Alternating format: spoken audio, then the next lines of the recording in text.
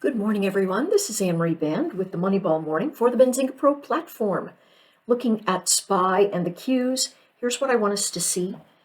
We had, our edges that I like to draw, right? This one is, wow, my brain just had a hemorrhage on there. I believe it's a week. The weekly formation, let's see. Indeed, it is. It is my weekly formation. That's the yellow channel. And you can see that the Qs breaking well above the channel formation, SPY breaking right into its channel formation. So traders are really trying to find resistance here. As I look through all my charts, sorry about turning my head away there, I know that mic sounded. So here's my thought. My thought is the following. If we take a look at the daily chart, we can see that what the traders have been doing is finding resistance by pressing forward. And this is round and about the high of the prior week.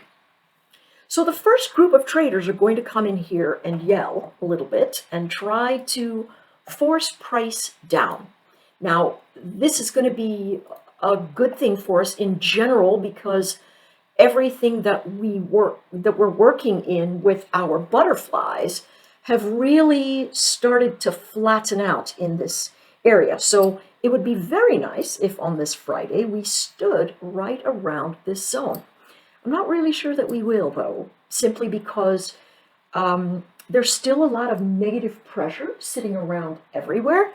And there are traders that I can see that are looking to sell the edges of this resistance. And so if we take a look at momentum, and you can use, a standard stochastic momentum index or a MACD, what you want to look for is when did I last get above zero there, and when did it hold above that moving average? And so no matter what instrument you're using, you're going to see that. Take a look at the extreme readings right there. Holy smokes. Let's take a look at the weekly high-lows, see what we've got going on right in this formation. So that's really kind of creeping up there. Not until it gets to this red line do we really think it's an extreme number. But if it rides all the way up there, that's not going to bode well for us from a daily perspective in terms of being able to hold that pressure to the north. It's going to be a little bit like a blow-off top, which is not going to be that great. We really want the charts to try to recover a bit more so that we can escape with some wins in the space. And I know that's been a bit tough. Let's move this out of the way so I can get right back to where we were. So the bottom line is, yes, they're pushing to the north, right? But from a weekly perspective, there's tons of negative momentum.